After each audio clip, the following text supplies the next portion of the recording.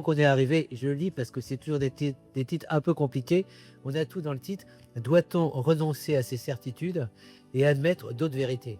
Alors vous verrez quand on va aborder le sujet, comme on a Sophie, je ne veux pas faire une longue introduction, tu introduis le propos, et vous verrez comment chacun peut s'approprier et interagir par rapport au sujet. Je donne la parole à notre Sophie. Rappelez-vous que Sophie, c'est Sophia, la philosophie, donc c'est la sagesse incarnée. Bonsoir tout le monde.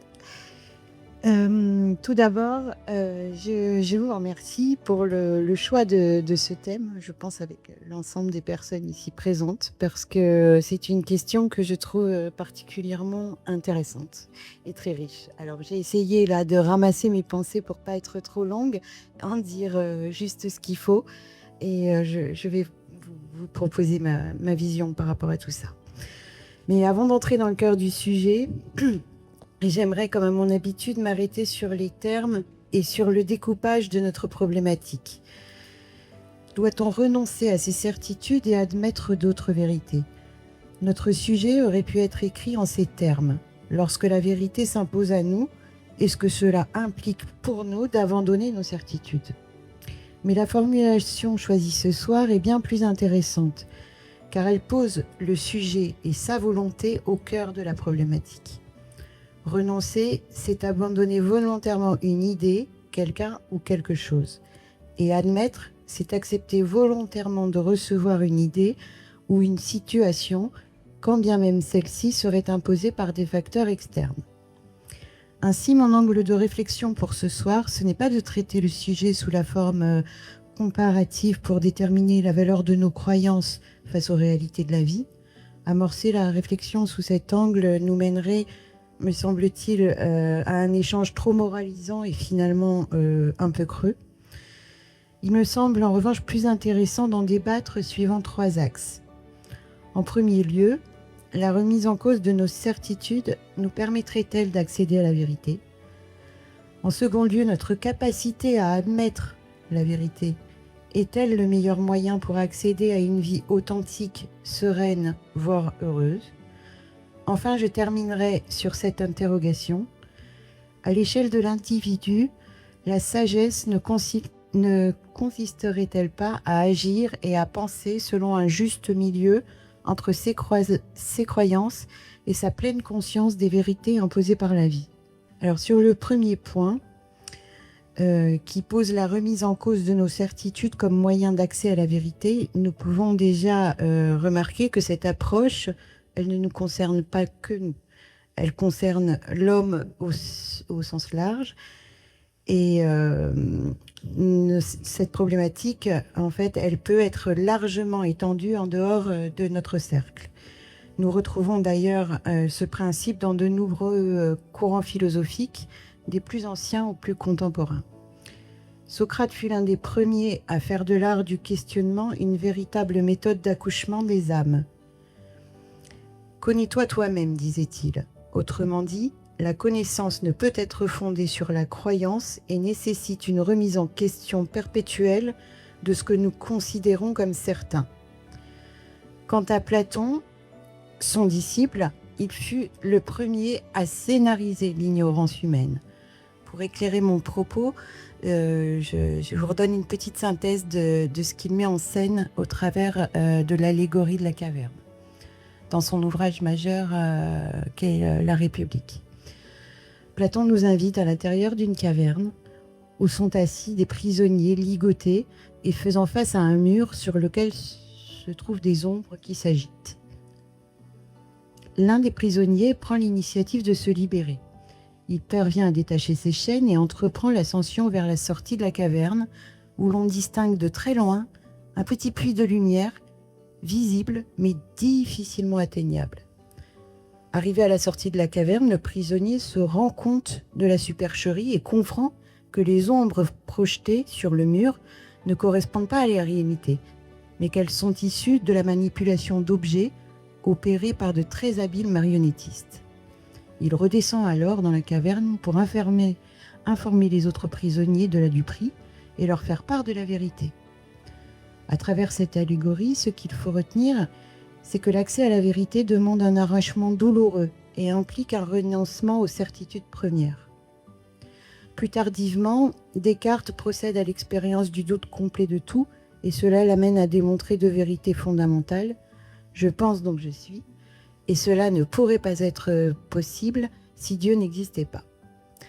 Enfin, parmi nos contemporains, plusieurs penseurs ont considéré à raison l'attachement aux certitudes comme un facteur de danger politique et également comme un prisme réducteur pour la compréhension du monde. Le monde étant si complexe qu'il ne saurait être lu selon le postulat de la stabilité définitive du sens. Dans notre contexte plus spécifique de patients atteints du cancer, cette ascension vers la vérité est comparable, mais elle diffère sur un point important. Si le chemin mène vers la même destination, le voyage, lui, nous est imposé, et nous ne pouvons pas le renier sans nous enfermer dans la folie du déni. L'annonce du cancer provoque un choc brutal qui nous confronte d'un seul coup à la réalité de notre finitude. Le concept de mort et le sentiment de peur qui y est associé deviennent alors tangibles, comme si ce concept s'incarnait dans notre corps et plus seulement dans notre esprit. C'est en fait comme si l'on avait été subitement propulsé hors de la caverne, du bas de la montagne vers son plus haut sommet. Manque d'oxygène, modification du rythme cardiaque, perte de l'équilibre initial, autant de sensations intenses qui viennent donner corps au concept de notre finitude. Et du coup, du haut de cette montagne, le point d'ancrage de notre vision du monde s'inverse. Ce qui semblait loin se rapproche, ce qui était grand devient petit et inversement. L'horizon s'étend et avec lui notre champ de vision se remplit de tout ce qui n'était pas visible auparavant. Pour conclure cette première partie, qu'il s'agisse du parcours long et difficile de l'homme de pensée ou du choc brutal asséné aux patients à l'annonce du cancer, nous sommes ici face à deux façons d'accoucher l'âme et d'ouvrir la conscience au réel. La seule différence réside, selon moi, dans l'origine de la force qui provoque ce phénomène. Elle est subie par le patient alors qu'il s'agit d'un effort volontaire pour le philosophe. Mais notre sujet ne s'arrête pas là. Il ne se borne pas aux conditions d'accès aux vraies vérités.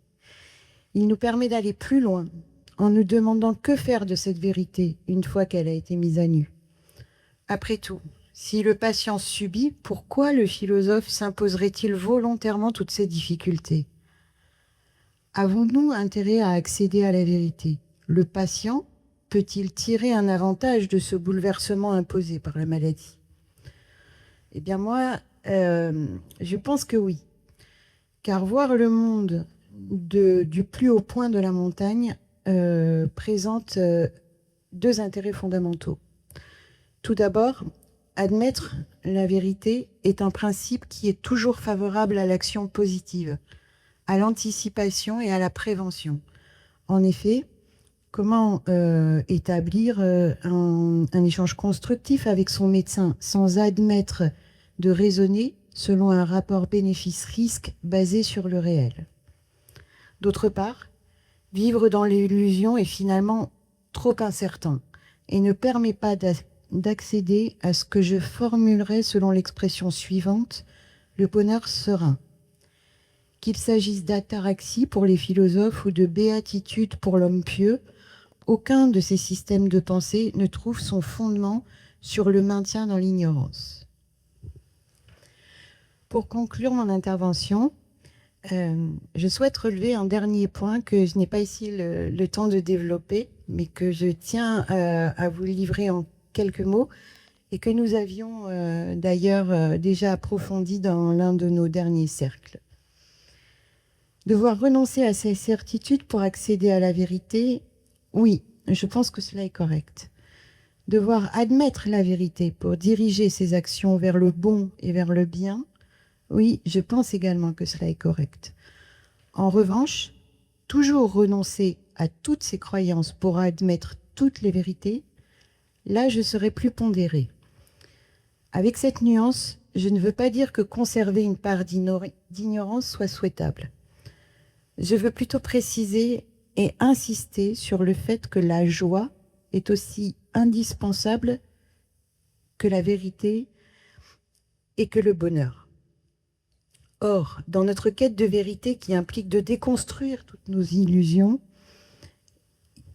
cela comporte un risque dont il faut se prémunir, faute de quoi nous risquons en fait l'enfermement dans un esprit de sérieux, rendant presque toutes ces saveurs inaccessibles.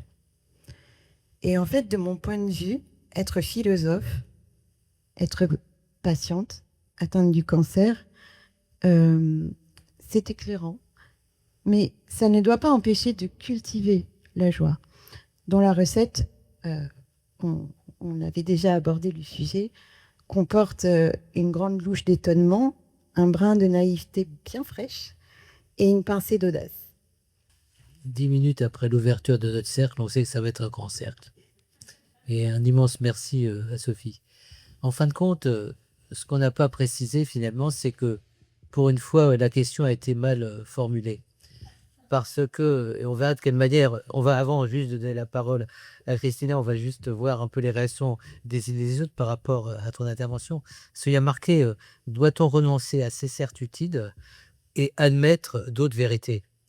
C'est peut-être plus pour s'ouvrir à nos vérités. D'accord? Parce que là, dans la formulation, on mettait sur un même plan certitude et vérité. Alors que, comme tu l'as dit, les certitudes, les convictions qui, d'une certaine manière, nous ancrent à la terre, au sol, et nous permettent quelquefois même de résister face à des tourments, face à des mises en cause, et des certitudes qui peuvent ne pas être des vérités, mais qui sont nos certitudes et auxquelles on s'adosse d'une certaine manière. Bien. Et prendre le risque, un risque nécessaire parce que la maladie nous expose à d'autres réalités qu'à des certitudes, elle met en cause nos certitudes, elle nous confronte à un besoin de vérité. Voilà, donc ça renvoie à cette notion de recherche d'un équilibre. À la fois, on renonce, on est déséquilibré pour s'ouvrir dans une espèce de saut à ce que pourraient être nos vérités fondamentales, celles qui vont apporter et qui vont résister, j'allais dire, à la déferlante et peut-être qui vont émerger précisément, on l'a dit à plusieurs reprises, de cette confrontation à ce moment périlleux où on doit renoncer, abandonner, entre guillemets, nos fausses certitudes pour entrer dans l'ordre de vérités supérieures qui peut-être deviendront aussi des certitudes pour nous. C'est-à-dire, on va, oui. Donc peut-être qu'en t'écoutant, en y réfléchissant, notre formulation du titre n'était pas la plus juste, même si elle t'a permis d'exceller dans ton propos. Voilà ce que je voulais dire au premier point. Et on a vu derrière ton propos que dès lors que tu te reportes à l'expérience de l'annonce de la maladie et ensuite l'entrée dans la maladie, les traitements, on rentre finalement dans des zones d'incertitude qui sont peu compatibles avec ce qu'on aurait voulu avoir comme certitude, qui seraient des vérités susceptibles de résister à l'incertitude. Finalement, on rentre dans un moment extrêmement périlleux, équivoque, où on ne sait plus souvent à qui s'en remettre et quelles vérités vont pouvoir surmonter tant de mises en cause. Voilà, je disais par rapport à ton propos. Alors, je sais qu'il y a des impatients d'intervenir.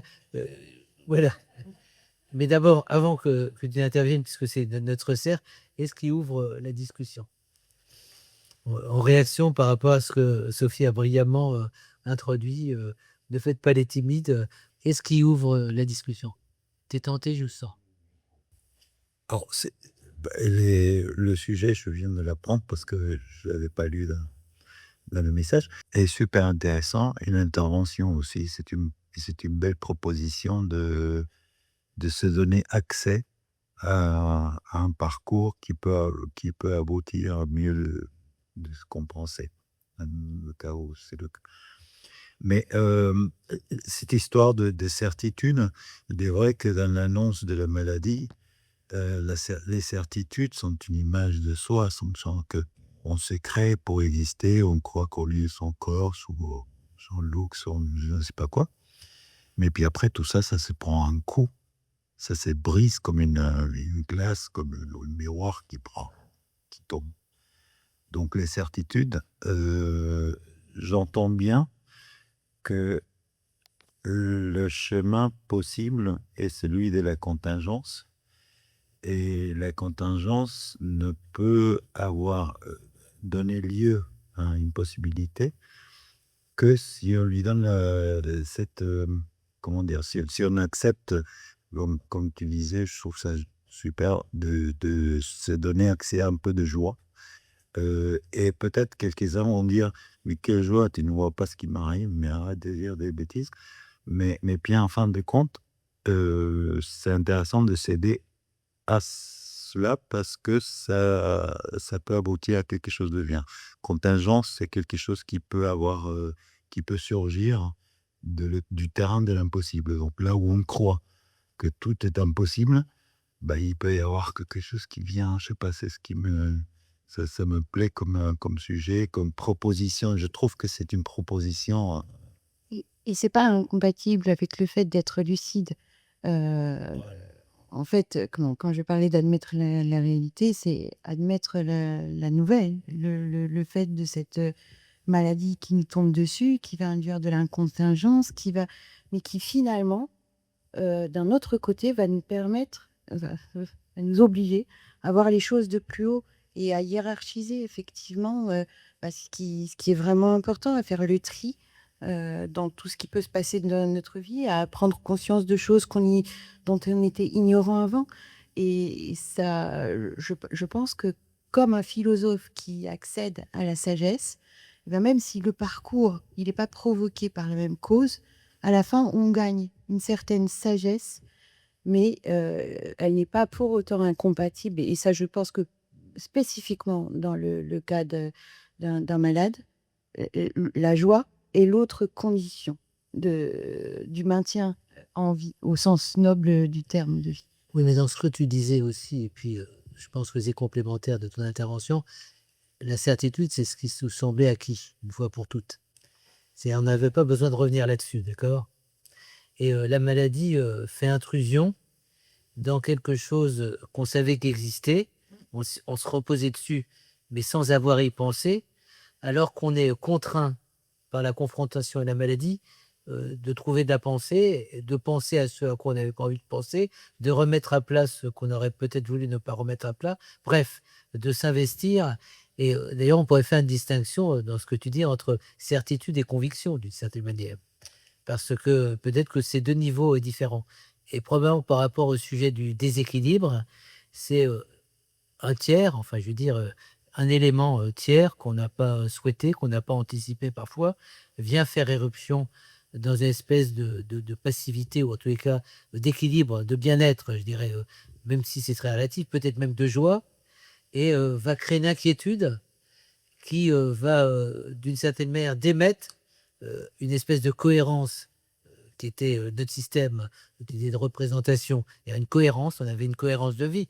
Même si, on pouvait avoir des crises, néanmoins, il y avait quand même des fondamentaux sur lesquels on se reposait et du jour au lendemain, ces fondamentaux, sont ébranlés, j'allais dire, par, quelque chose qui va être, systémique puisqu'il touche à notre vie, au regard qu'on porte sur soi, au regard que les autres portent sur nous, bref, parce que dans la certitude, on l'a aussi, dans le regard que l'autre, porte sur nous et qui va nous conforter, dans nos certitudes, qui va nous renforcer, d'une certaine manière en disant, «C'est vrai qu'elle est bien, c'est vrai que» bah, tu vois ce que je veux dire? Donc l'incertitude, et on l'a vu souvent dans nos discussions, est aussi produite par, le regard incertain et nouveau ou différent ou étrange que l'autre, va porter sur nous et qui va mettre à mal ce à quoi on était attaché et probablement ce à quoi l'autre était attaché en nous. Tu vois ce que je veux dire? Il y a tout un ensemble, de déséquilibres qui vont avoir aussi un impact sur la certitude. Juste un point, qu'on avait souvent abordé aussi ici, une des certitudes, c'est qu'on peut plus se faire confiance. C'est-à-dire, de plus en plus, ça va être la défiance, qui va, s'imposer. C'est-à-dire le doute de tout, le doute de soi, le doute des autres, le doute de l'existence, le doute de sens de ce qu'on vit et cetera. Je crois que c'est ça aussi qu'on doit poser, dans la dimension de l'incertitude, comme on est contraint finalement à, un examen, qui est un examen global au mauvais moment. C'est-à-dire, c'est pas quelque chose qu'on a souhaité, comme, admettons, faire une cure, une thérapie, pour dire on fait un point dans son existence. Oui, Là, c'est quelque chose qui s'impose à nous sans qu'on va. on en tire quelque chose de positif parce que tu l'évoquais tout à l'heure en nous parlant des éligibles, ça te donne, même si c'est imposé, une hauteur de vue, un champ de vision et d'évaluation de ce qui du monde, de toi-même, de plein de choses qui est beaucoup plus large et finalement peut-être plus juste que la vision restreinte, étouffée dans tes certitudes que tu avais avant. Donc il y a quand même quelque chose de positif qui sort de ça. Si tu arrives à surmonter, le Oui, premier écueil. bien sûr. Hein, on va ouvrir là-dessus parce que là, effectivement, on le sent à travers, les expériences, sans ça vous ne seriez pas là et c'est là aussi où l'intelligence de l'Institut Raphaël, c'est de mobiliser ce qui va permettre, le sursaut. En fait, moi, je pense qu'il faut une certaine dose de courage pour affronter, comme vous l'avez extrêmement bien dit dans votre propos liminaire, euh, l'annonce de la maladie, parce que c'est quand même un coup de poing qu'on se prend en plein visage, et pour arriver à faire ce chemin de nos certitudes vers un nouvel être, une nouvelle vie,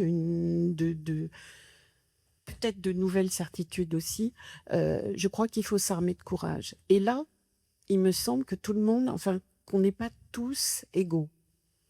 Et que certaines personnes, peut-être par d'anciennes croyances ou un environnement, ou, enfin, je ne sais pas, mais ouais, disons des croyances, euh, refusent et ne vont pas chercher ça.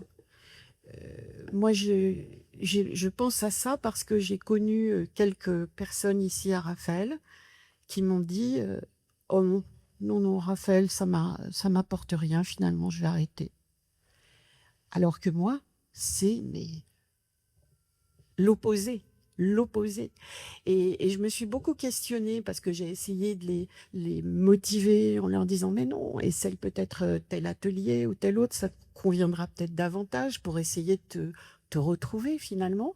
Et il y avait comme un voile, enfin les personnes ne voulaient pas passer au-delà. Donc c'est ce qui me fait penser qu'il faut peut-être, personnellement, hein, enfin, je veux dire, c'est chacun pour soi, avoir cette petite notion de courage à affronter sa propre réalité, sa propre finitude déjà, parce que cancer égale mort dans la tête de quasiment tout le monde.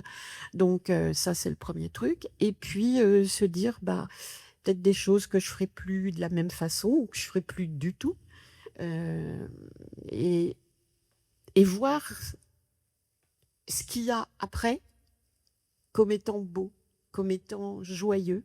Mais ça, c'est au fond de nous qu'on l'a ou qu'on l'a pas. Donc, il faut essayer de le cultiver, de le développer. Encore une fois, merci à l'Institut parce que pour moi, j'ai trouvé énormément de choses et j'en trouve encore. Euh, mais c'est peut-être ça, aider les personnes à avoir ce courage, à se regarder elles-mêmes. Merci. Je vais essayer d'intervenir de manière assez courte. Déjà, je suis surpris, Manuel, de voir qu'au cercle éthique, on se retrouve avec un nombre de sportifs considérable. C'est absolument impressionnant. J'ai l'impression d'être quasiment au centre d'une séance de fitness. En tout cas, Sophie, bravo pour ton intervention. Beaucoup de choses ont déjà été très justement dites, donc je ne vais pas faire une intervention très longue. Je voulais peut-être insister sur deux notions qui sont quand même différentes, la vérité et la réalité. La vérité est quelque chose de profond, c'est une quête perpétuelle et au bout du compte, je ne sais pas si la vérité est vraie, nous la toucherons tous un jour dans notre vie. La réalité, c'est quelque chose de plus matériel, qui peut d'ailleurs se changer. On peut la subir, bien sûr, mais on peut se battre avec courage. On peut l'avoir aussi avec joie, parce qu'on a le droit aussi d'avoir de la lumière. Et je finirai avec un mot qui me paraît fort, c'est l'espoir. C'est que finalement, la vérité, c'est binaire. Est-ce qu'elle existe? Est-ce qu'elle n'existe pas? Moi, personnellement, j'en sais strictement rien. Par contre, l'espoir, lui, il est là. Tout ce que nous ne savons pas est une force considérable, sur laquelle aussi on peut fonder beaucoup d'espoir. Pour, par rapport à la maladie, bien sûr, par rapport à la vie en général. L'inconnu n'est pas toujours une face sombre. Elle est parfois extrêmement lumineuse et il faut avoir le courage, tout simplement, d'aller la chercher dans la lumière. Et ça, c'est une réalité qu'il faut jamais perdre de vue, l'espoir. Ouais, je finirai sur ce mot. Oui, bonsoir. Alors moi, je suis plus en traitement, donc j'ai plus de recul par rapport à certaines personnes. Et moi, ça avait été un énorme coup de massue parce qu'en plus, on m'avait dit, c'était un 31 décembre à 15h30, vous commencez la chimio le 3 janvier. Allez, bonne année. Et là, je vais rentrer dans un tunnel et je me suis mise vraiment en mode warrior, mais j'arrivais pas à prononcer le mot cancer. Je disais mon truc, la boule, le truc. Et tant que j'avais pas été, tant que ça n'avait pas disparu, parce que j'ai pas été opérée, donc j'ai été matraquée de traitement et ça a duré des mois et des mois, parce que c'était pas opérable. Le mot cancer, je n'arrivais pas à le prononcer. Et maintenant, avec du recul, en fait, par contre, j'étais vraiment en mode warrior et c'est accepter l'inacceptable, en fait. Et maintenant, avec du recul, je peux dire que mon cancer, ça a été un cadeau mal emballé parce que j'ai pris la vie différemment.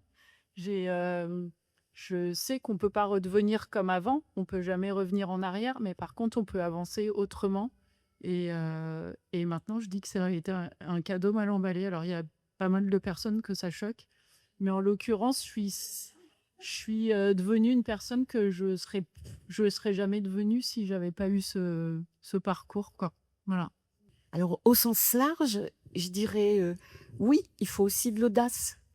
Parce que dans mon cas perso, par exemple, à la gym, moi, je n'avais jamais fait de gymnastique de ma vie.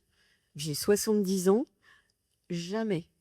Ici, à Raphaël, on m'a dit, Martine, il faut que tu fasses de la gymnastique.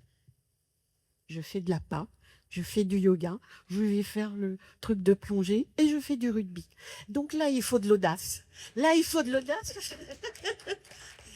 Parce que non seulement l'âge, l'arthrose, enfin tous les bobos, quoi, en plus du cancer, ça fait que mon organisme, il n'était pas prêt à tout ça. Au yoga, je réussis pas toutes les poses, mais je m'en fiche. C'est pas grave, parce que j'ai envie de le faire, j'ai envie de réussir, parce que je sais que ça fait partie de la thérapie, enfin du mieux-être, de la joie. Parce que même si je réussis pas les poses du yoga ou que je suis pas très bonne au rugby, c'est pas grave, je m'amuse. En même temps, je me dis c'est bon pour ma santé et puis on rigole tous ensemble. Donc oui, effectivement, il aurait fallu que j'ajoute ça, le côté un petit peu intrépide, un petit peu bon allez, je me lâche, j'y vais, j'essaye, essayer, oser. Peut-être ça remplit aussi le terme courage qui était trop réducteur. On a aussi entendu dans la philosophie de Raphaël, les professionnels disent beaucoup nous autoriser.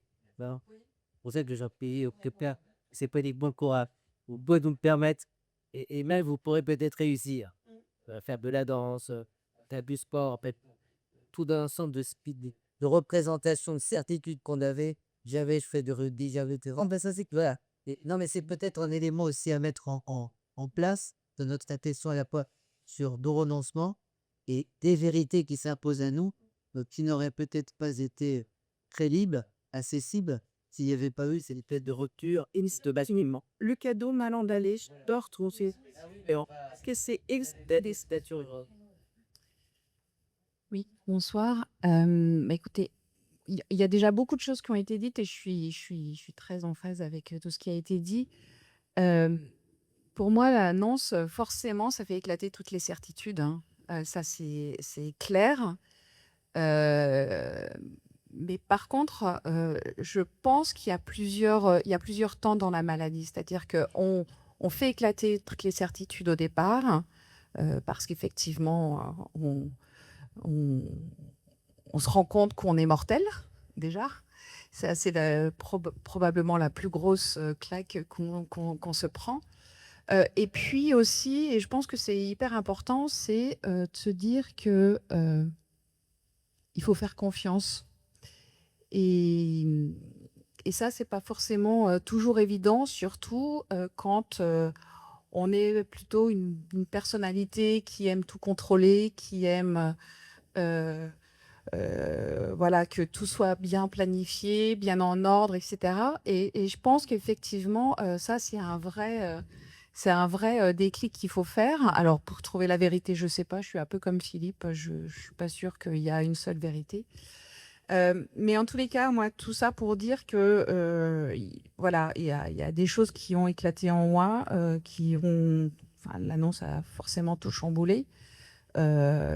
Et finalement, je trouve que ça. Alors, je ne sais pas si il y aura d'autres sujets sur ce cycle et équilibre ou déséquilibre. En tous les cas, je trouve que ce thème-là résume assez bien tout ce cycle-là, parce que c'est exactement ça. C'est en fait tout pète pour mieux reconstruire.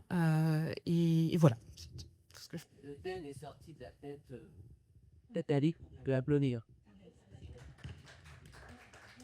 Cette année, elle est passée l'année sur ce thème en particulier. Bonjour. Déjà, moi, je suis Éléonore. Je suis sûrement une des patients qui est plus jeune de l'Institut Raphaël. Pas, mais non, pas à plusieurs. Mais je voulais revenir sur le sujet du courage, qui est une thématique que j'aborde beaucoup. Je parle beaucoup dans des vidéos de mon cancer à moi. Et moi, je considère que c'est pas un courage dont on peut faire preuve. Je pense que c'est quelque chose qu'on subit quand on nous annonce qu'on est malade. On a 2 choix fatidiques qu'on va vivre. C'est soit un choix moins fun que l'autre et dans le choix où on fait le choix de vivre, les rendez-vous, les questionnements. Moi, dans mon cas, c'était un cancer, on savait pas ce que c'était jusqu'à il y a pas mal de temps et je pense que le courage, on le subit.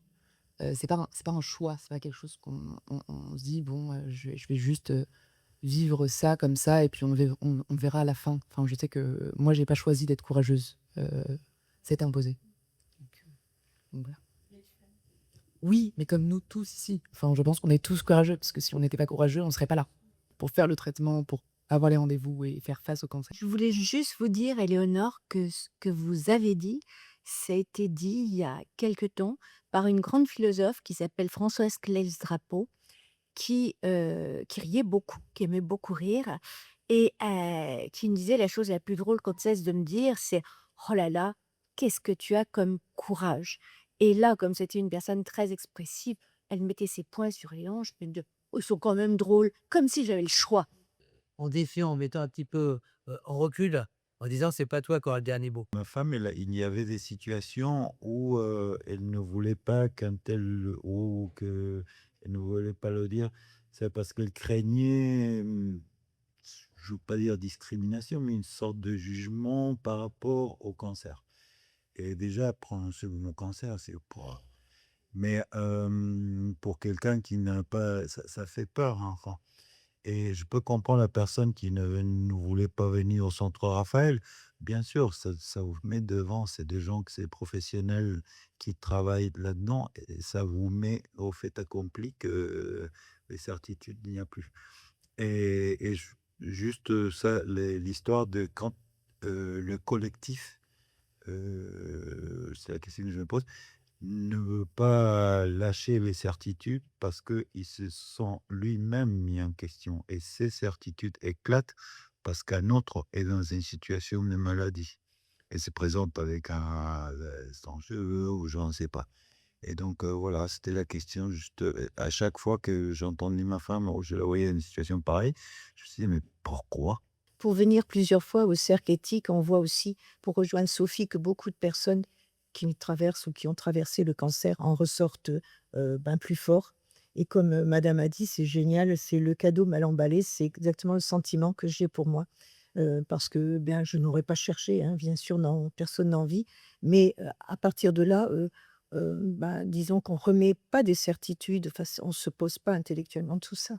On bouge les lignes parce qu'on ne peut pas faire autrement. Et Léonore qui dit effectivement, c'est pas du courage. Moi, j'ai entendu, ah, tu es courageuse dans ma famille. Mais il n'y a pas le choix, comme je disais. C'est pas une question de courage. Qu'est-ce que vous voulez que je fasse? Que je reste chez moi et que je ne fasse rien alors que je sais que j'ai un cancer, que je peux en mourir? Enfin, ça serait absurde. Je ne pense pas qu'il y ait des gens qui fassent le choix de ne rien faire. Enfin, peut-être, mais alors là, c'est encore autre chose, hein. Mais c'est pas du courage. Pour ma part, moi, j'ai été un peu, je dirais, un peu robotisée, quoi, hein.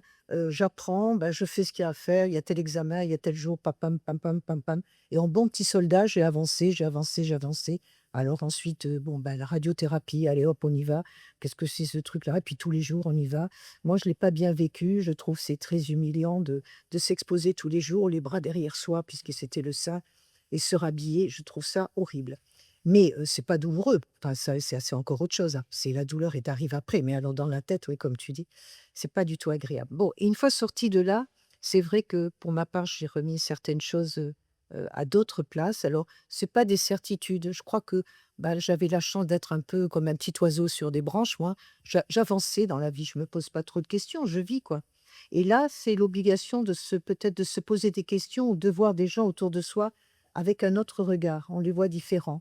Alors, ils devaient être comme ça avant, mais on les voyait pas pareil. Alors, il y a du plus et puis il y a du moins, quoi.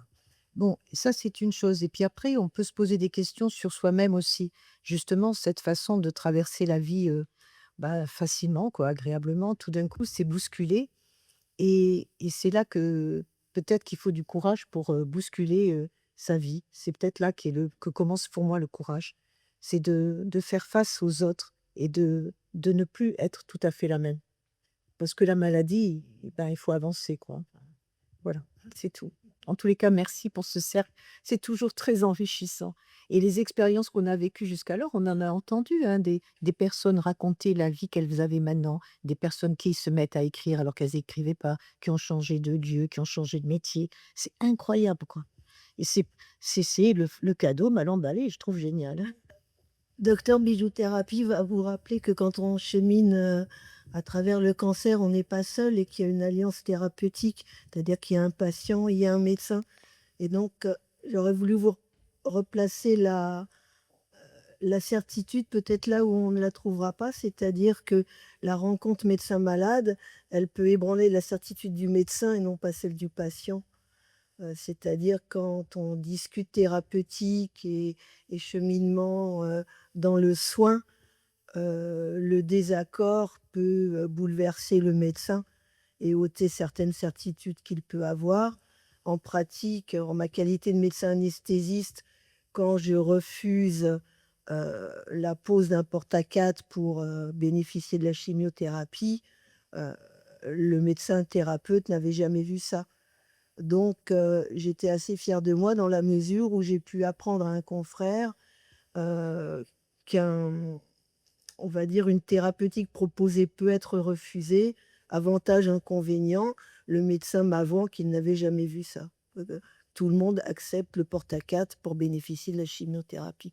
Donc, on peut aussi refuser en assumant les risques. Voilà, c'était tout. En écoutant Sylvie, je me disais, doit-on renoncer à ces certitudes et admettre d'autres vérités, dont la vérité médicale? Moi, j'y avais pas pensé, d'accord? Ça avait été abordé il y a quelques années dans ce cercle, quand l'une d'entre vous a dit qu'elle n'admettait pas la vérité biomédicale, qu'elle avait sa vérité et qu'elle affrontait. Alors, elle nous avait raconté, rappelez-vous, qu'elle avait regardé toute la littérature, etc., et que finalement, elle avait assumé le choix de refuter ce que le médecin considérait au nom de ses convictions et de ses certitudes comme quelque chose qu'elle, elle n'acceptait pas. Mais ça m'a beaucoup frappé, parce qu'en t'écoutant, Sylvie, c'était un petit peu ça le thème. C'est la vérité, ça peut être la vérité du médecin, ou la vérité d'un proche qui dit voilà, je vais te dire comment on va faire, et qui va te prescrire alors qu'il n'est pas à ta place. En fait, c'est tous ces éléments à prendre en compte. Il y a beaucoup de choses importantes qui se disent, et il y a encore d'autres choses importantes qui vont être dites par Christina Poletto-Forget, qui est notre alliée philosophe dans cette démarche, à côté de son disciple Sophie, qui la regarde avec beaucoup d'émotion. Mais c'était pour t'inciter à le dire. C'est qu'en fait, j'ai triché totalement. Je me suis dit, qu'est-ce que je vais bien pouvoir raconter ce soir, puisqu'il dit que je dois dire des choses intéressantes. Alors, j'ai fait appel à un ami, ou plutôt à une amie. Alors, c'est pas ChatGPT, c'est beaucoup mieux. En fait, c'est Nathalie. Et Nathalie m'a mis sur la piste. Elle m'a dit, il faut absolument que tu lises un ouvrage d'Evelyn Grossman qui s'appelle L'art du déséquilibre. Et là, je me suis dit, chouette, je vais avoir quelque chose à dire. Je me suis jetée sur ce livre, je l'ai dévoré. Je vous invite à le lire toutes et tous. Et je m'en suis beaucoup inspirée pour réfléchir au sujet de ce soir, parce que Evelyn Grossman pose la question du déséquilibre, l'art du déséquilibre, mais elle crée une figure, et une figure qui correspond à tout ce qui a été déjà dit ce soir, qui est la figure du déséquilibriste. Et ça convient à la fois à la joie, ça convient à la fois à la contingence et à la fois au courage. Et je voudrais donc ce soir vous présenter cette figure du déséquilibriste qui, à mon avis, c'est une figure qui peut nous aider à comprendre la différence qu'il y a entre le déséquilibré, c'est-à-dire cette maladie qui va nous pousser, qui parfois va nous faire chuter, et le déséquilibré, c'est toujours une figure excessivement négative. Dans notre société, le déséquilibré, c'est une personne qui est dangereuse, c'est une personne qui est asociale, et aucun d'entre nous n'a envie effectivement d'être déséquilibré par la maladie. C'est une position qui est très très inconfortable puisqu'elle est subie, et aucun d'entre nous n'a envie non plus d'être considéré comme un déséquilibré. Alors heureusement, j'ai trouvé cette pépite qui est cette notion de déséquilibriste. Alors la notion de déséquilibriste, ce n'est pas une notion subie comme la notion de déséquilibré. C'est une notion qui est créatrice. C'est-à-dire que le déséquilibriste, c'est une personne, et c'est finalement ce que j'ai entendu ce soir dans votre vécu de l'annonce de la maladie elle-même et de l'après-maladie, qui va trouver un nouveau rythme, qui va développer une adaptabilité, il faut bien faire avec, on n'a pas le choix, et qui va inventer des nouvelles stratégies, comme faire du rugby, face à l'adversité, et cette adversité, elle porte un nom, c'est la maladie. Donc le déséquilibriste, c'est celui qui sort de la routine. Alors effectivement, on ne sort pas volontairement de cette routine. On est poussé hors de la routine par la maladie. Mais du coup, sortant de cette routine, il va être obligé d'élaborer d'autres conduites au vrai sens du terme. Et il va être obligé de quitter des conduites qui ont été transmises par l'éducation, par la société, et qui sont des conduites qu'on apprend et dans lesquelles on s'installe et qui sont excessivement confortables. On sait bien se conduire. Et tout d'un coup, il va falloir faire du hors-piste. Et ça, c'est le déséquilibriste. Et on peut dire que du coup, il devient artiste. On a des artistes ici, parce qu'il va être obligé d'abandonner les schémas traditionnels, de sortir de la tradition et d'être du côté de la nouveauté. Alors, on a bien vu ce soir que la maladie, elle me forçait à changer. Je ne choisis pas le changement, je suis contraint de changer. Et ce qu'on a entendu aussi, c'est que la maladie, elle désoriente. Et ça, elle désoriente dès l'annonce de la maladie. On va perdre ses repères. Et puis, on perd aussi des choses très concrètes. On perd quelquefois sa situation affective. On a vu le cas d'une jeune femme qui avait perdu et son enfant et son mari à la suite, ce qui ne l'avait pas empêché de retrouver la joie et un nouvel amour qu'elle nous avait présenté. C'est excessivement émouvant. On perd parfois sa situation sociale, et donc effectivement, la maladie, elle va semer le doute. Et ce doute va nous ronger. Sauf que si on arrive à avoir cette position d'équilibriste, on va se réorienter malgré tout. Même si c'est contre soi, ça va être malgré tout, malgré le gros temps de la maladie, et même à courte vue. C'est-à-dire que le marin, quand il y a un gros temps, avant tout, il essaye de stabiliser un petit peu, et puis on verra après. Et même si on s'oriente à courte vue, eh bien, on récupère une espèce de maîtrise en se posant ces deux questions que je pense toute personne à qui on annonce la maladie va se poser. C'est où est-ce que j'en suis, ne serait-ce qu'au niveau de la maladie, et qu'est-ce que je vais devenir. Alors, notre équilibriste, Evelyne Grossman, dit que c'est celui qui se rattrape aux branches. Et j'aime beaucoup cette expression de se rattraper aux branches. En clair, c'est celui qui chute, mais qui va développer une agilité. Et on a vu ici qu'il y a des personnes qui ont gagné en agilité, justement. C'est celui qui va développer des capacités pour saisir les branches. Et il y a un mot en grec que j'aime beaucoup, c'est un petit bijou, presque aussi joli que les bijoux de Sylvie, c'est le mot kairos qui veut dire opportunité.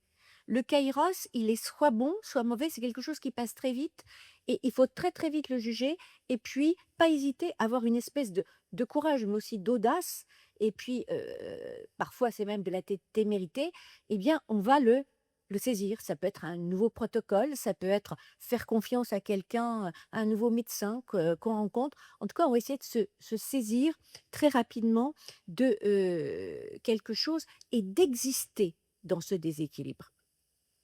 Et puis, j'aimerais aussi parler du rapport entre déséquilibre et abattement. Parce que la maladie, ça abat. C'est-à-dire que le vécu de la maladie, ça va avec certaines phases qui sont des phases d'abattement. D'ailleurs, on le dit bien, on tombe malade. Et ça veut bien dire quelque chose. Mais dans cette tombée, effectivement, parfois, il y a des branches qui apparaissent et qu'on n'avait pas remarqué. C'est-à-dire que ça va développer chez nous des vigilances qui vont faire qu'on va voir à quoi se raccrocher et quelquefois, on va se raccrocher à des branches qu'on n'était pas capable de voir avant. Et ces branches, soit elles ont freiné la chute, soit elles vont définitivement l'arrêter. Alors, on va pouvoir passer de branche en branche, pas nécessairement toucher terre, mais on est dans la canopée et peut-être qu'on va apprendre à passer de branche en branche. Et ces branches, ça peut être le soin, ça peut être le cercle éthique, ça peut être le soutien, ça peut être l'ami, ça peut être parfois soi-même parce qu'on va développer de nouvelles capacités. Et toujours dans ce livre, David Grossman, une très très jolie expression, note-la parce que ça sera encore une nouvelle expression. Elle nous dit que l'équilibriste, c'est une autre façon d'être vivant. C'est-à-dire qu'il y aurait plusieurs façons d'être vivant, alors qu'au début, avant la maladie, on croyait qu'il y avait une seule façon d'être vivant. Et je crois que ça peut nous apprendre que une vie stable, continue, c'est une illusion. Pas seulement pour la personne malade, mais pour tout être humain, pour tous. Pourquoi? Parce que nous changeons dans un monde qui change, qu'on soit malade ou qu'on ne le soit pas. À savoir que la vie, c'est une succession de ruptures et de changements.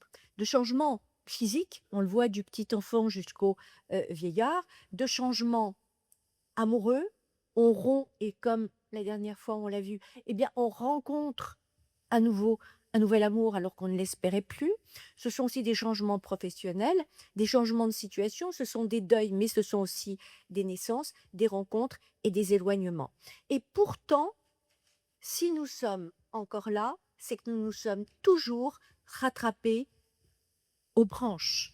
Même quand, et je reprends ce vocabulaire de tomber, on dit qu'en amour, on nous laisse tomber. Eh ben non, en fait on tombe, mais on s'est raccroché aux branches puisqu'on est là et qu'on est encore susceptible de ressentir de la joie, comme le disait Sophie. D'autre part, je crois que nous pouvons faire pousser des branches. C'est-à-dire que devenir des équilibristes, c'est aussi être capable, avec notre énergie, de faire pousser de nouvelles branches. C'est-à-dire qu'on va faire pousser les branches sur lesquelles on va pouvoir se rattraper. Et aussi qu'on va pouvoir développer des capacités comme allonger le bras et développer nos capacités de préhension. Faire du rugby, c'est aussi avoir une nouvelle préhension sur la vie. Mais réellement, on attrape quelque chose, on attrape un ballon, mais on attrape aussi sa vie qui semblait nous échapper. Je dis ça, je n'ai jamais fait du rugby, mais c'est mon imaginaire qui me dit cela. Et également, je crois que même avec cette idée de se saisir, c'est aussi nous autoriser à lâcher prise. Parce qu'on a parlé des soignants, des aidants, des soutiens et effectivement de ce type de cercle. Et je crois que ce qui nous autorise à lâcher prise, c'est quand on sait qu'on peut lâcher la branche, mais que d'autres vont nous attraper au vol. Et on parlait de la confiance, et il me semble qu'être un déséquilibriste, c'est développer, et Sophie, tu en as parlé, précisément cette notion de confiance. Et puis, on vit aussi dans une société qui ne nous apprend pas à être des déséquilibristes. On rêve, quand on est petit, souvent, d'un chemin tout droit. Nous avons tous entendu, ils se marièrent, ils eurent beaucoup d'enfants. Alors moi, ce que je raconte aux élèves, c'est ils réussissent leurs études et du coup, ils réussissent leur vie. En clair, c'est toujours, hop, tu marches tout droit et tu vas voir, l'histoire, elle est déjà écrite. On connaît déjà la fin de l'histoire. Et on continue à voir aujourd'hui sur les réseaux toutes ces success stories. L'accent, je trouve que ça va être quand même de mieux en mieux là, hein. Ah ouais, ouais. Success stories. Et dire que c'est enregistré. Donc, l'équilibriste, lui, c'est celui qui sort du droit chemin ou qui en est chassé par la maladie. Et il va développer un art qui est l'art des détours. Et je suppose, Nathalie, que tu le vois aussi, toi, tu m'en avais parlé dans ta peinture. Il développe des stratégies secondes qui permettent de faire des routes, de découvrir de nouvelles perspectives et de nouveaux points de vue. Et ça aussi, ça peut apparaître, et Sophie, tu en as parlé. En clair, il crée des chemins de traverse qui sont non balisés, qui lui sont propres. On parlait de vérités qui nous sont propres. Eh bien, on se fait les auteurs, on fait autorité sur ses propres vérités. Et puis, ce qui est intéressant, c'est que le déséquilibriste, ce n'est pas un trapéziste de métier. C'est pas un trapéziste aguerri, et il a le droit, et il peut être pris de vertige. Il peut désespérer, il peut même être tenté par la chute, comme quand on a le vertige et on a l'impression qu'on est séduit et aspiré par cette chute. Mais lorsqu'on n'a plus la force ou l'envie de s'agripper, là encore, nous ne sommes pas tout seuls. Il y a un autre qui peut nous saisir en vol, si bien que je crois que quand on parle de déséquilibre et d'équilibre, c'est toujours au pluriel. C'est d'ailleurs pour cela que cette année, le thème est au pluriel. C'est-à-dire qu'on n'est jamais tout seul un déséquilibriste. Les déséquilibristes fonctionnent en réseau. Ils créent des toiles. Et je pense que ce cercle éthique, en fait, vous ne le savez pas, mais c'est une toile d'araignée. Mais oui. Et nous sommes des Spider-Man et des Spider-Woman. Je fais beaucoup d'anglicisme ce soir. Car le déséquilibriste est vraiment celui qui est capable de faire confiance à l'autre, au soignant, à l'ami, au soutien. Et c'est celui qui ouvre la main. Et ouvrir la main, on n'apprend pas. C'est quelque chose, on ne nous apprend absolument pas. Et j'oppose la figure de ce déséquilibriste à deux autres figures, qui est celui du misanthrope et de l'orgueilleux qui tombe parce qu'il ferme la main. Alors que le déséquilibriste, lui, c'est un humaniste. Alors peut-être qu'il va ouvrir la main, une personne ne va le saisir et qu'il va chuter. Mais au moins, il a cet espoir d'ouvrir la main. Nous vivons, et ça je le répète parce que c'est vraiment quelque chose aussi qu'on subit, et tu parlais tout à l'heure des éligibles, on est bien là-dedans, dans une société validiste. Et cette société validiste, elle va faire l'apologie de la symétrie, de l'harmonie, de l'équilibre moral, de l'équilibre physique, un grand renfort de méthodes dogmatiques qui gomment les différences. Or, oui, Société validiste par rapport à la société qui ne l'est pas. C'est-à-dire que c'est le modèle, c'est les valides qui sont modèles de la société. Soyez-moi. Et des juste de préciser, c'est les valides qui sont modèles de la société, et donc ceux qui ne sont pas valides sont hors société. absolument, ils sont hors jeu. Ils sont déséquilibrés, alors que le déséquilibriste, lui, ne le vit pas comme quelque chose qu'il subit. Et je crois que cette apologie de la maîtrise absolue de son corps, de son apparence. Est-ce que j'ai le nez des Kardashians?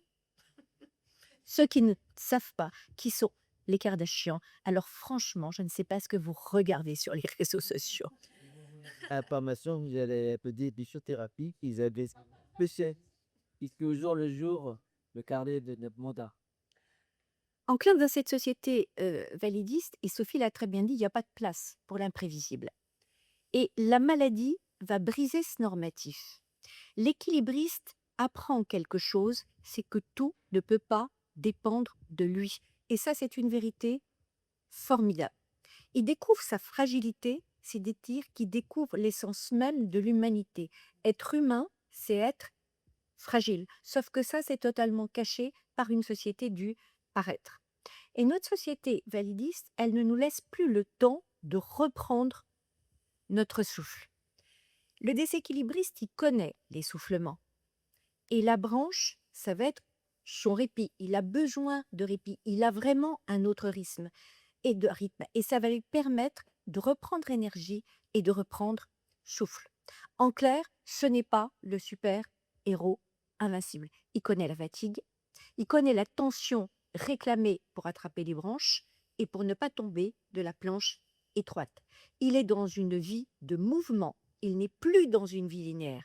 Il est toujours en proie au doute, mais aussi toujours en projet de la future étape, de la future branche. C'est-à-dire qu'il a remplacé où en suis-je, où en serai-je demain. C'est pas loin demain, mais c'est quand même un projet. Le temps de l'équilibriste est un temps court, c'est celui qui le sépare de la prochaine branche. Il va de pont en pont, il va de passerelle en passerelle. Il accepte de vivre dans un monde d'incertitude, un monde instable, bref, le monde de la vraie vie. Et je voudrais là, juste avant de conclure, rappeler une figure qu'on avait déjà évoquée, qui est la figure du funambule chez Nietzsche dans Ainsi parlait Zarathustra. Alors, c'est une très belle image. Zarathustra, c'est le sage justement qui descend de la montagne en dansant. C'est donc un petit peu l'image qu'on a vue tout à l'heure. Et il y a sur la plage publique quelqu'un de courageux. C'est le funambule qui marche sur une corde tendue.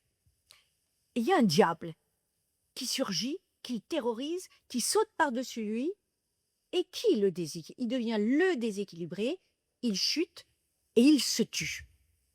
Et ma question, c'est de savoir si le déséquilibriste, lui, serait tombé. Alors en fait, le déséquilibriste, il ne marche pas droit. Il a appris à sautiller. Il n'attend pas que le diable le déséquilibre. Il s'entraîne à être déséquilibré et à danser dans ce déséquilibre. Il expérimente. C'est quelqu'un qui fait des expériences. Toutes les petites variations autour de l'équilibre et il s'habitue à ne pas marcher droit. En clair, il anticipe qui est le diable, porte un nom, le découragement et le désespoir. Il anticipe le désespoir et le découragement. Il essaie de sautiller autour, de trouver encore de la place. Il s'adapte, il répond, il fait vibrer la corde. D'autre part, le funambule de Nietzsche, il est seul. S'il y avait eu d'autres déséquilibristes, ils auraient pu pousser aussi le diable et le déséquilibrer jusqu'à ce que ce diable mortifère soit le premier à tomber. Et je terminerai par un concept qui est aussi un bijou que vraiment on pourrait tailler dans les pierres vénitiennes. C'est le clinamen de Lucrèce. Alors le clinamen de Lucrèce, le clinamen, ça signifie la plus petite déviation possible, la plus petite déclinaison possible. Or, on le voit bien, la maladie, c'est quand même un déterminisme. On ne choisit pas de tomber malade, et voilà, je suis malade. Sauf que le diagnostic ne nous entraîne pas en ligne droite. Comme dans le clinamen, nous tombons, mais chacun d'entre nous a sa façon de tomber et de dévier très très largement. Et c'est dans cet espace minimal qu'il s'agit non pas de résister, parce que ça ne servirait à rien, mais de plier dans un sens ou dans l'autre, de gagner en agilité et surtout faire que ce mouvement, cette oscillation, ça devienne le sien. Et ce mouvement, on peut le développer en écrivant, dans les ateliers d'écriture, en dansant, chez Erazade et sans doute pas très loin, Ça peut être en chantant. Je me souviens de la formidable chorale que j'ai entendue à Noël. Ça peut être en créant des bijoux avec Sylvie, en peignant avec Nathalie, en inventant des conduites jamais explorées. Je rajoute, parce que sinon je vais me faire gronder, en faisant du rugby avec Philippe ou de la... En plus, la grande chance, c'est que le rugby, ça se fait pas avec moi. Alors, je change tout. C'est La pour les plongée, barres encore mieux. parce que la plongée, c'est aussi une tombée, mais c'est une tombée tout à fait calculée dans l'ondulation. Bref, en réévaluant ce qu'on croyait vrai, important et non négociable. Et ma dernière phrase, parce que là, je sens que le timing avance, je dirais que le déséquilibriste s'assouplit. Il ondule sur ses anciennes rigidités. Il est prêt à penser et à vivre autrement et sans doute plus humainement.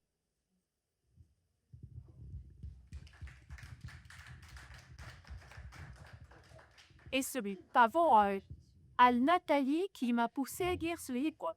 Formidable, je l'ai Eh, Il nous reste quelques minutes pour respecter les règles de l'art de nos rencontres. Il y avait juste un point d'abord, un immense merci. Comme toutes les interventions qu'on entend ici, quand elles ont été rédigées, élaborées, que ce soit celle de Sophie ou celle de Christina, on a besoin de les lire. Parce que c'est vraiment, on a besoin de méditer et de retrouver toute la finesse, que c'est très construit. C'est vraiment la difficulté quand on lit un texte qui est extrêmement élaboré et donc qui a besoin de le travailler.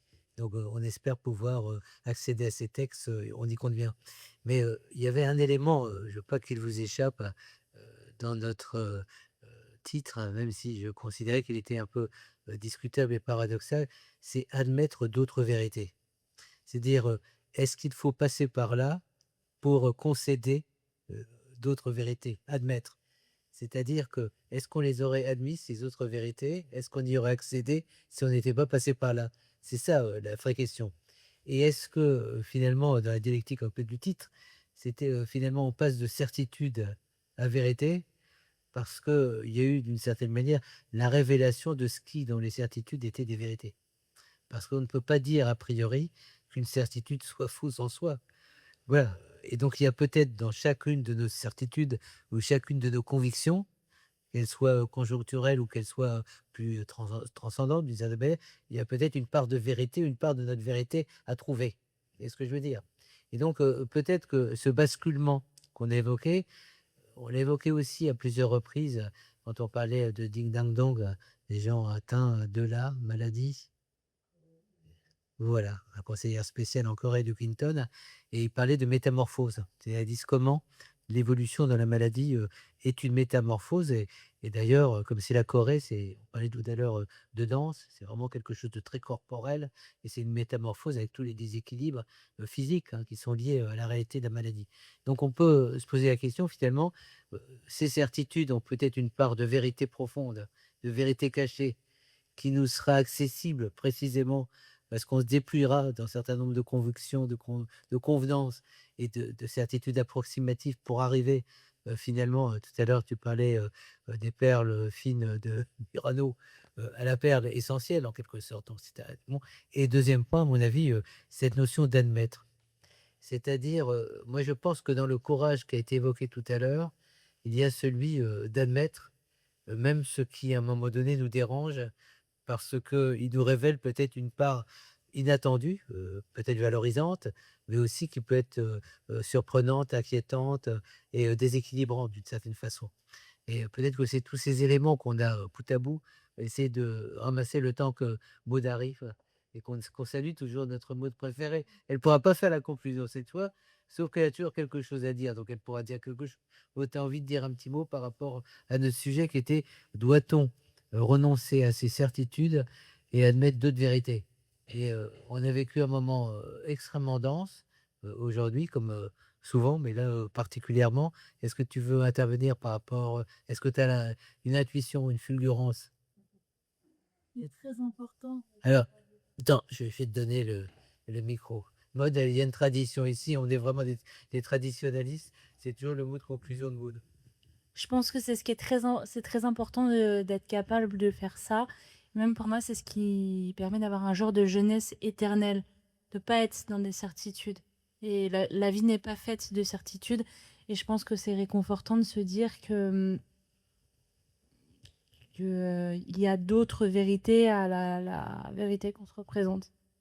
Alors, ce qui est très intéressant, justement, c'est que souvent, les patients et les patientes, ils s'attendent à ce que moi, j'ai une certitude à leur répondre. Et en fait, la conclusion de la séance, c'est que non, il n'y a pas de certitude. Chaque corps est différent et je n'ai pas la certitude que en 6 séances, ça va se résoudre ou que ça ne va pas se résoudre ou que la radiothérapie va avoir tel effet secondaire ou il n'y a pas de certitude. Et ce qui est intéressant, c'est de voir ce qu'on ressent, moi dans mes mains et le patient dans son corps au moment présent. On a abordé la question de la certitude, la question de l'incertitude et la question de la vérité. Dans la rencontre de ton geste de tes mains avec le corps, est-ce que tu as l'impression qu'il y a une relation de vérité? Ça, par contre, oui. Il y a une de vérité ou de réalité. Je sais pas trop. La nuance est assez mince entre les deux notions. Mais effectivement, la patiente, ou le patient d'ailleurs, est lui-même et moi, je suis moi-même. Et le patient n'a pas peur de me faire comprendre ce qu'il ressent. Et par contre, il s'inquiète parfois de savoir ce que moi, je ressens dans les mains. Et souvent, je peux être silencieuse pendant les séances. Et là, le patient cherche à regarder mon visage, à savoir ce que j'exprime dans mes yeux, parce que j'ai un visage qui est quand même très expressif. Et donc là, je suis obligée de verbaliser les choses pour le rassurer d'une certaine manière, et que ma vérité de ma sensation passe par ma bouche et pas par mon visage, et que mon visage soit pas interprété de la mauvaise façon, je pense. Merci Emmanuel. C'est pas facile de conclure parce que tellement de choses ont été dites que je suis certain de mal conclure. Ça va être terrible. Mais je suis sûr que je serai repris si j'oublie des choses importantes. Je vais avoir la conclusion d'un coach en fait. Je vous disais que je pense pas qu'il faille voir ce qu'on ne sait pas comme quelque chose d'obscur, mais je vais aller peut-être plus loin. Je pense que ce qui compte face à l'incertitude, c'est d'être bien accompagné. C'est de ne pas être seul. Je crois que la vérité peut être trompeuse lorsqu'on la regarde seule.